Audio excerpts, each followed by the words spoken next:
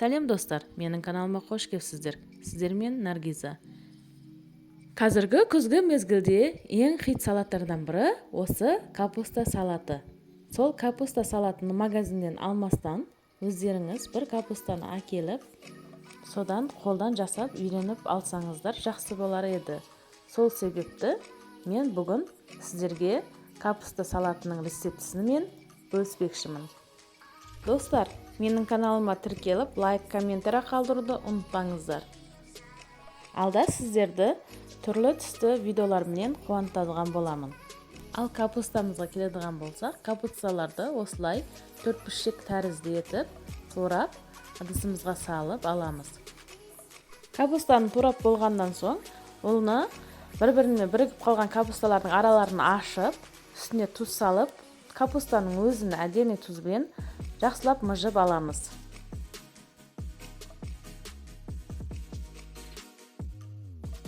Капустамызды жақсылап мыжып, бір шекеге қоя тұрып, енді чесноктарымызды алып, майдалап тураймыз.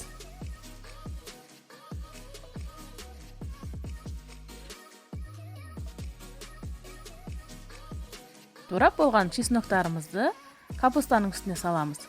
Сосын бір штук сәбіз жетеді бізге, сол бір штук сәбізді теркамыздан ұзын-ұзын етіп шығарамыз.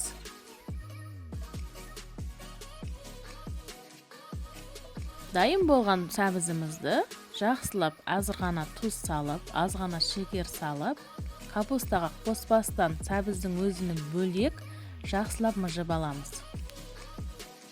Дайын болған сәбізімізді капустаның үстіне салып, сосын үстіне керекті приправаларымызды саламыз.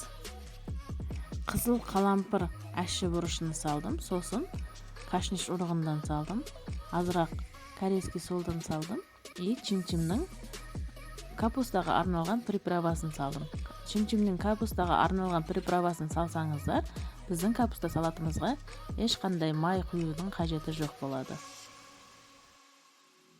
Приправаларымыздың барлығын салып алдық, енді жақсылап біріктіріп, жақсылап араластырып мыжып аламыз. Біздің бұл салатымыз өте тез дайын болады. Асығыста қонақ кеп қалған жағдайда да бір тамағыңызды істеп, жанына осы салатыңыздан қосып тартсаңыздар болады. Ас болсын, сіздер де жасап көріңіздер.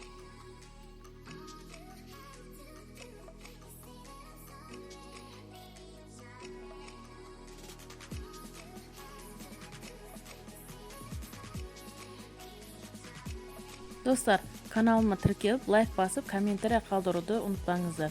Сіздер де өз пікірлеріңізбен бөлісе отырыңыздар. Сіздермен бірге болған Наргиза. Кейінгі видеоларда кездескенше сау болыңыздар.